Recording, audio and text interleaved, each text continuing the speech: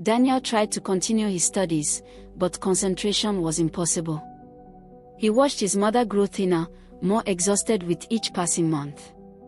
The scholarship covered tuition, but they struggled to afford rent, food, and basic necessities.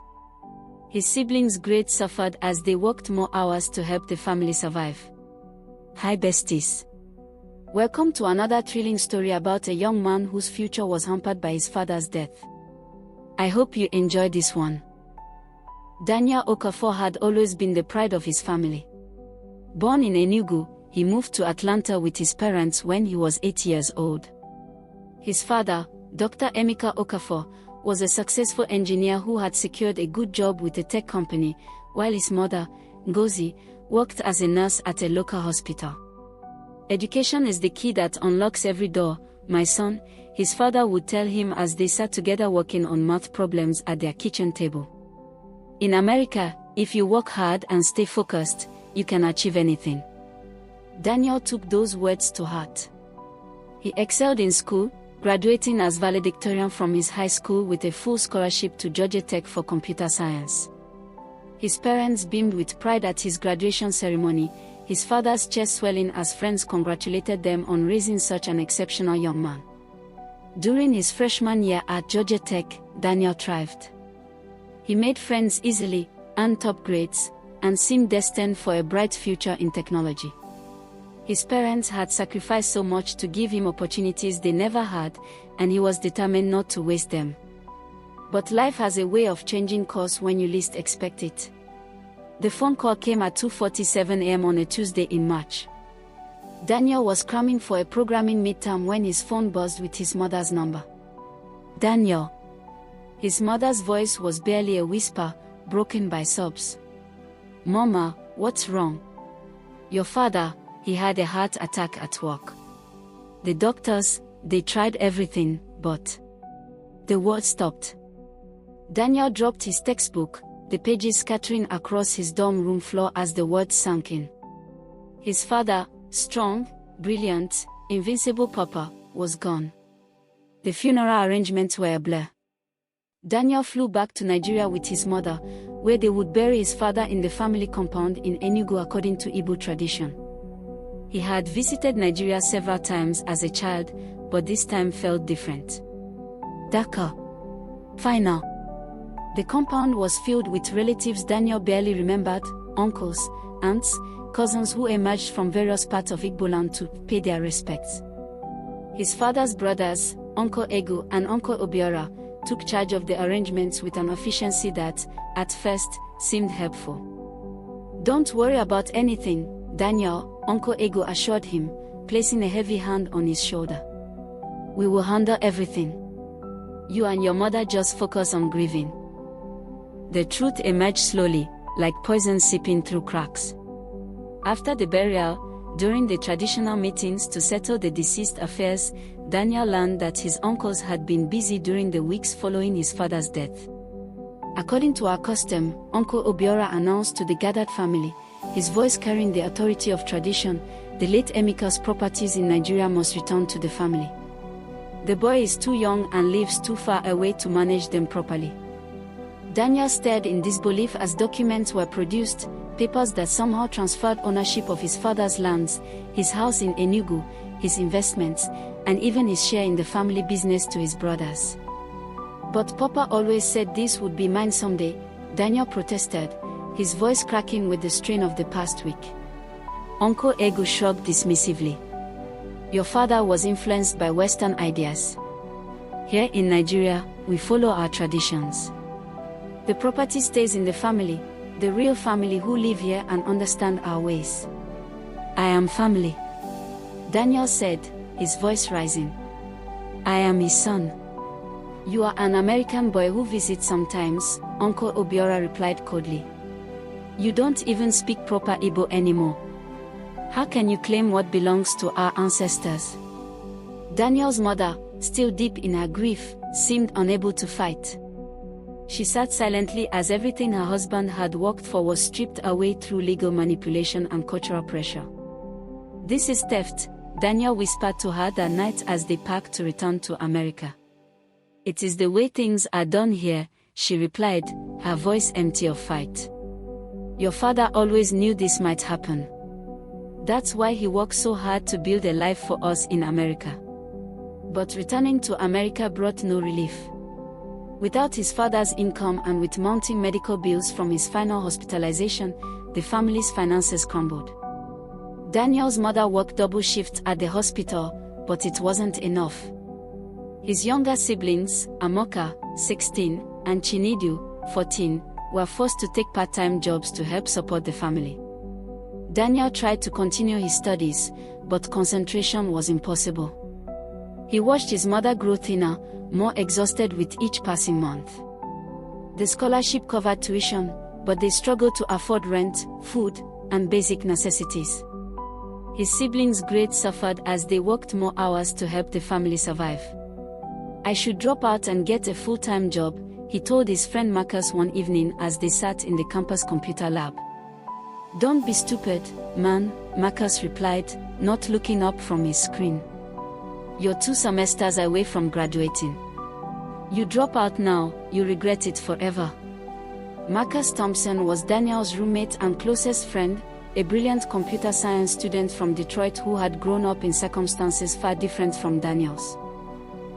Marcus had learned to navigate systems and find opportunities in places others might not think to look.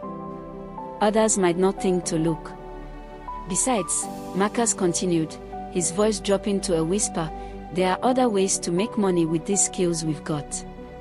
That conversation led to others, held in hushed tones in empty classrooms and late-night dorm rooms. Marcus introduced Daniel to online communities where people discuss cryptocurrency, blockchain technology, and digital finance, but also to darker corners of the internet where those same technologies were used for less legitimate purposes. Look, I'm not talking about robbing banks or anything, Marcus explained one night, showing Daniel various websites and forums. This is just leveling the playing field. Moving money around. These rich people and corporations, they won't even notice what's missing. The rationalization was seductive, especially when Daniel calculated how much his family needed just to survive until he could graduate and get a legitimate job. Just enough to keep his mother from working herself to death. Just enough to let his siblings focus on school instead of work. Just enough to get by until he could support them properly. It started small, phishing schemes targeting wealthy individuals, credit card fraud focused on luxury purchases that would be covered by insurance. Marcus had connections with people who could provide the technical tools and knowledge needed to operate with minimal risk. We're not hurting regular people, Daniel told himself as he crafted fake emails designed to steal login credentials. We're taking from those who have plenty to spare. The money came surprisingly easily. Within months, Daniel was sending significant amounts back to his family in Nigeria while maintaining his studies. His mother's relief was palpable when she no longer had to choose between paying rent and buying groceries. His siblings returned to being full-time students. But success bred ambition, and ambition bred carelessness. The operations grew larger and more sophisticated. Daniel found himself at the center of an international network that laundered money through complex cryptocurrency transactions. The amounts involved grew from hundreds to thousands to tens of thousands of dollars. We should stop, Daniel told Marcus one evening after a particularly large score. We've made enough money to get by. We should quit while we're ahead. Just one more job, Marcus replied, eyes gleaming with greed that had replaced desperation as his motivation. I've got a contact who can get us into some serious corporate accounts. We're talking life-changing money here. The FBI raid came at dawn on a Tuesday, almost exactly 2 years after his father's death. Daniel was pulled from his dorm room in handcuffs as agents seized computers, phones, and boxes of documents. The local news cameras captured him being led away, the promising young student now labeled as the leader of an international cybercrime ring. The evidence against him was overwhelming. Digital forensics had traced money flows, communications, and transactions across multiple countries. The prosecution painted him as a cold-blooded criminal who had exploited his technical skills and immigrant background to steal from American citizens and businesses. Your Honor, the prosecutor said during sentencing, the defendant used his privileged position as a student at one of our finest technical universities to orchestrate sophisticated crimes that caused millions of dollars in damage. His actions represent not just theft, but a betrayal of the opportunities our country provided to him and his family. Daniel's defense attorney argued for leniency, highlighting his academic record, his family circumstances, and his lack of prior criminal history. Character witnesses testified about his volunteer work and his devotion to his family. But the judge was unmoved. Mr. Okafor, your personal circumstances, while tragic, do not justify victimizing others. You have taken advantage of your considerable talents to commit serious crimes. I sentence you to 8 years in federal prison. The gavel fell like a final judgment on everything Daniel had hoped to become. Federal prison was a universe away from everything Daniel had known. The medium security facility in Alabama housed men whose crimes ranged from drug trafficking to white-collar fraud. Daniel found himself among other young men who had made similarly destructive choices. His cellmate was David Park, a Korean-American former banker who had embezzled money from his firm to cover gambling debts. David was serving his final year of a 4-year sentence and had become something of a mentor to younger inmates. The first year is the hardest, David told Daniel during his second week inside. You're going to hate yourself, hate the world, hate everyone who put you here. But if you can get past that, prison can teach you things about yourself that you never would have learned on the outside. The advice proved prophetic. Daniel's first year was consumed by rage, depression, and self-pity. He replayed every decision that had led him to this place, crafting elaborate justifications for his actions while simultaneously despising himself for the choices he had made. But slowly, prison life began to reveal unexpected opportunities for growth. Daniel threw himself into the educational programs available to inmates, earning certificates in business administration and conflict resolution. He joined the prison debate team, discovering a talent for public speaking that he had never explored. Most importantly, he began to understand the true impact of his crimes. Through victim impact statements and restorative justice programs, he heard from people whose lives had been disrupted by cybercrime. Elderly people who lost their savings, small business owners who struggled to recover from fraud, families whose financial security had been shattered by identity theft. The turning point came during Daniel's second year, when he met James Jimmy O'Brien, a white-collar criminal serving time for insider trading.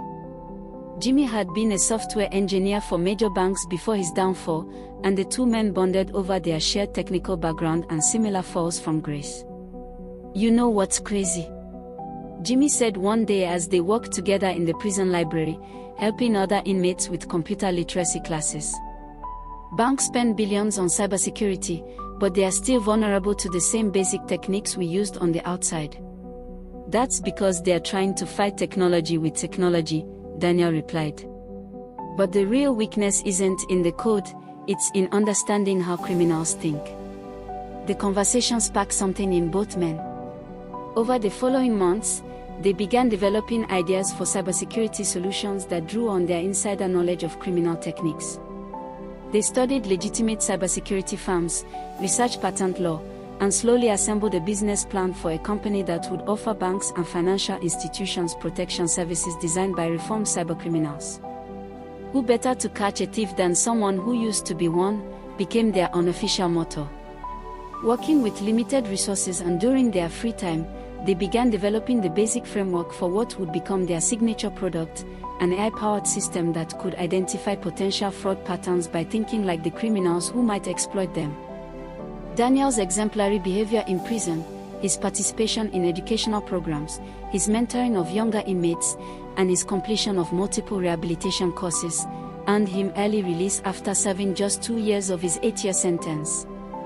The parole board was impressed by his transformation and his concrete plans for contributing positively to society. Mr. Okafor, the parole board chairman, said during his hearing, "You have clearly used your time here for genuine reflection and growth. However, Your real test will come on the outside. Many inmates make promises about reform that they don't keep once released. I understand that, sir, Daniel replied. I've learned that good intentions aren't enough. I need to make choices every day that prove I've really changed, not just claim that I have. Re-entering society was more difficult than Daniel had anticipated. His criminal record made finding employment nearly impossible, despite his technical skills and educational credentials. Many potential employers wouldn't even grant him an interview once they learned about his conviction. But Marcus, who had served a shorter sentence and been released 6 months earlier, had been working to lay groundwork for their cybersecurity business. Using money he had saved before their arrest, from legitimate work, not their criminal activities, he had established the basic legal structure for their company and begun reaching out to potential investors who specialized in second-chance enterprises. The early days of SecureVault cybersecurity were challenging beyond anything Daniel had experienced, even in prison. Convincing financial institutions to trust their security to a company founded by convicted cybercriminals required extraordinary transparency and accountability measures. Their first break came through a community development organization that specialized in supporting businesses started by formerly incarcerated individuals. The organization's director, Sarah Martinez, had been impressed by their business plan and their commitment to ethical practices. I've seen a lot of people come out of prison with big dreams, she told them during their first meeting. What sets you apart is that you understand the magnitude of what you did wrong, and you've built accountability into everything you're trying to do moving forward. Sarah introduced them to several potential customers, including a small community bank that had recently suffered a minor but embarrassing security breach. The bank's president, Michael Chen, was initially skeptical but agreed to a pilot program. I'm not going to lie, Chen told them bluntly. Hiring you is a risk for us. If this goes wrong, it could destroy our reputation. But your approach is innovative, and frankly, we can't afford the big cybersecurity firms. The pilot program was a success. SecureVault system, which combined traditional security measures with behavioral analysis based on criminal insider knowledge, detected several attempted breaches that might have otherwise succeeded. Word of their success spread through the banking community, leading to additional contracts. As SecureVault grew, Daniel insisted on building social responsibility into the company's commission. They established a program to hire and train other formerly incarcerated individuals with technical skills, creating pathways for people who might otherwise struggle to find employment. They also developed a pro bono division that provided cybersecurity services to nonprofits, schools, and community organizations that couldn't afford professional protection but were vulnerable to cybercrime. We can't undo the harm we caused, Daniel explained to a journalist profiling their company's unusual origins. But we can use what we learned from our mistakes to protect others from becoming victims. The company's success allowed Daniel to provide significant financial support to his family. His mother was able to reduce her work hours and focus on her health. His siblings, now in college themselves, received full financial support for their educations. But perhaps more importantly, Daniel was able to return to Nigeria with dignity restored. Back home he realized that his uncles were already living in his father's house. He used his financial and other influence to retake his father's house and arrested his uncles for theft and neglect. Using a portion of the company's profits, he established a scholarship fund at the university in their community, providing educational opportunities for young people from his community. 6 months after his uncle's arrest, their children came to Emeka Okafor's compound to see Daniel and his mother. They came with other relatives to plead for mercy and the release of their father. Obina, the eldest son of Uncle Obiora, stood before everyone and thanked Daniel and his mother for accepting to see them despite all their past mistreatments. My people, we are deeply saddened by the wickedness of our fathers and their mistreatment after the death of Uncle Emeka. We know the family went through a lot and cannot turn back the hands of time, but we are still pleading for mercy and hope you consider our pleas to release our fathers who are still your uncles. Daniel sat silent for some minutes and after a brief pause told everyone that will consider their pleas. 3 days after the meeting, Daniel withdrew all charges and his uncles were released. After the release, they held a meeting in Emeka Okafor's compound. Daniel stood during everyone and told his uncles, "You took what Papa left me," he told Uncle Ego during a family gathering, "but you couldn't take what he taught me. You couldn't steal his belief that education and hard work could overcome any obstacle." Today, my family is very comfortable, and I can boast of immense wealth that would last many generations to come. 5 years after his release from prison, Daniel stood before a congressional committee investigating cybercrime and digital security. He had been invited to testify as an expert on cybersecurity, but his criminal background was well known to the committee members. "Mr. Okafor," one congressman asked, "why should we trust the testimony of someone who committed the very crimes we're trying to prevent?" "Because," Daniel replied, "I understand these crimes from the inside. I know what drives people to make the choices I made, and I know what it takes to build systems that can protect against those choices. My past doesn't disqualify me from helping solve these problems, it uniquely qualifies me."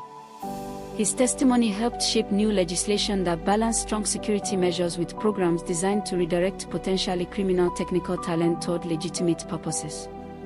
The committee's final report specifically cited Secure Vault work as a model for how the justice system could focus on rehabilitation and productive reintegration rather than purely punitive measures. Today, Secure Vault cybersecurity protects over 200 financial institutions across the United States and has expanded internationally. The company employs 150 people, including 30 formerly incarcerated individuals who have been given second chances to use their skills productively. Daniel married Amora, a human rights lawyer he met through his volunteer work with criminal justice reform organizations. They have 2 young children, and Daniel often tells them stories about their grandfather, the engineer who taught him that education could unlock any door, and that hard work could overcome any obstacle. "Did Grandpa know you would make mistakes?" his 5-year-old daughter asks during one of these storytelling sessions.